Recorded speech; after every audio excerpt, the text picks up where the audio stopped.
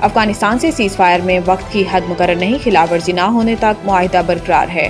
وزیر دفاع خواجہ محمد آصف نے کہا کہ سیز فائر معاہدے میں یہ بہت واضح طور پر بیان کیا گیا تھا کہ کوئی دراندازی نہیں ہوگی، ٹی پی کو افغان سرزمین پر کوئی سہولت فراہم نہیں کی جائے گی۔ خواجہ آصف کا کہنا تھا کہ ہم بار بار یہ بات دہراتے رہے اور ظاہر ہے کہ افغانستان اس بات سے انکار کرتا ہے۔ ترکی قطر نے زور دیا کہ بنیادی تنازع یہ ہے کہ افغانستان کی سرزمین یا سرپرستی ٹی پی کو پاکستان میں کارروائی کے لیے دستیاب ہے۔ ہم نے افغانستان کو بتایا کہ سب کچھ صرف ایک شک میں منحصر ہے۔ ان کا کہنا تھا کہ اس سیز فائر کے لیے کوئی وقت کی حد مقرر نہیں کی گئی، کوئی وقت مقرر نہیں کیا کہ ہم فلاں تاریخ تک دیکھیں گے اور پھر سیز فائر معاہدے کی توثیق کریں گے۔ جب تک نافذ العمل معاہدے کی خلاف ورزی نہیں ہوتی، ہمارے درمیان جنگ بندی کا معاہدہ موجود ہے۔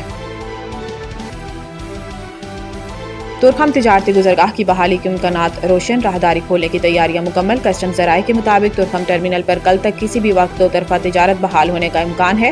اس مقصد کے تحت گزشتہ روز کسٹمز کا عملہ تورخم ٹرمینل پر تعینات کر دیا گیا ہے، جبکہ کارگو گاڑیوں کی کلیئرنس کے لیے سکینر بھی نصب کر دیے گئے ہیں۔ پاک افغان کشیدگی کے باعث تورخم تجارتی گزرگاہ گزشتہ 9 دنوں سے آمد و رفت کے لیے بند ہے، جس کے نتیجے میں تجارتی سرگرمیاں مکمل طور پر معطل ہو چکی ہیں۔ اس بندش کے باعث کارگو گاڑیوں کی لمبی قطاریں لگ گئی ہیں اور امپورٹ ایکسپورٹ سمیت ٹرانزٹ ٹریڈ کی ہزاروں گاڑیاں بھی پھنسی ہوئی ہیں۔ واضح ہے کہ پاکستان افغانستان کو سیمنٹ، ادویات، کپڑا، تازہ پھل اور سبزیوں سمیت مختلف اشیاء برآمد کرتا ہے، جبکہ افغانستان سے کوئلہ، سوپ سٹون، خشک و تازہ پھل اور متعدد دیگر اشیاء درآمد کی جاتی ہیں۔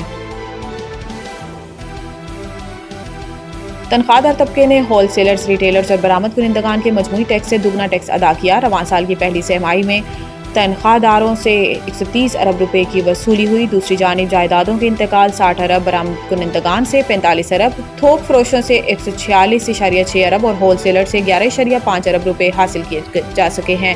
اس طرح قومی خزانے میں تنخواہ داروں کی جانب سے ڈالے جانے والا یہ حصہ کہ تاجروں، تھوک فروشوں اور برآمد کنندگان کی مجموعی ادائیگی سے زیادہ برآمد کنندگان کے مقابلے میں 3 گنا اور ریٹیل و ہول سیل سیکٹر کے مقابلے میں 5 گنا زیادہ ہے۔ تنخواہ دار طبقے نے پچھلے سال 545 ارب ٹیکس دیا۔ رواں برس ہدف 600 ارب روپے ہے۔ برآمد کنندگان، تھوک و پرچون فروش اور پراپرٹی ٹائکونز کی ٹیکس ادائیگی تنخواہ دار طبقے کے مقابلے میں نہایت کم ہے، جس سے ٹیکس نظام میں انصاف اور مساوات کے سوالات جنم لیتے ہیں۔ علی امین گنڈاپور کے ناقابل ضمانت وارنٹ گرفتاری جاری، گرفتار کر کے پیش کرنے کا حکم۔ اسلام آباد کی عدالت نے سابق وزیر اعلیٰ کے پی کے علی امین گنڈاپور کے وارنٹ گرفتاری جاری کر دیے۔ اسلام آباد کے ڈسٹرکٹ اینڈ سیشن کورٹس میں جوڈیشل مجسٹریٹ مبشر حسن نے سابق وزیر اعلیٰ خیبر پختونخوا علی امین گنڈاپور کے خلاف شراب و اسلحہ برآمدگی کیس کی سماعت کی۔ کیس کال ہونے کے باوجود علی امین گنڈاپور آج عدالت میں پیش نہیں ہوئے، جس پر عدالت نے مسلسل غیر حاضری پر ان کے ناقابل ضمانت وارنٹ گرفتاری جاری کر دیے۔ جوڈیشل مجسٹریٹ نے پولیس کو حکم دیا کہ علی امین گنڈاپور کو گرفتار کر کے آئندہ سماعت پر پیش کیا جائے، جبکہ کیس کی اگلی سماعت 28 اکتوبر تک ملتوی کر دی گئی۔ بھارتی دارالحکومت دنیا کا آلودہ ترین شہر قرار، لاہور بھی خطرناک آلودگی کی لپیٹ میں۔ عالمی خبر رساں اداروں کے مطابق بھارت میں دیوالی کے موقع پر آتش بازی کے باعث فضائی آلودگی خطرناک حد تک بڑھ گئی ہے، جس کے نتیجے میں دارالحکومت نئی دہلی کا ایئر کوالٹی انڈیکس 772 AQI تک جا پہنچا، جس سے ماہرین انسانی صحت کے لیے انتہائی نقصان دہ سطح تصور کرتے ہیں۔ بھارت میں دیوالی کی تقریبات کے اثرات سرحد پار پاکستان میں بھی محسوس کیے جا رہے ہیں، جس کے باعث لاہور سمیت پاکستان کے مشرقی شہروں کی فضا میں آلودگی نمایاں طور پر بڑھ رہی ہے۔ انڈیکس کے مطابق لاہور آج دنیا کا دوسرا آلودہ ترین شہر ہے، جہاں علی الصبح شہر کا ایئر کوالٹی انڈیکس 245 ریکارڈ کیا گیا، جبکہ دن بھر میں اوس انڈیکس 210 سے 240 کے درمیان رہنے کا امکان ظاہر کیا گیا ہے۔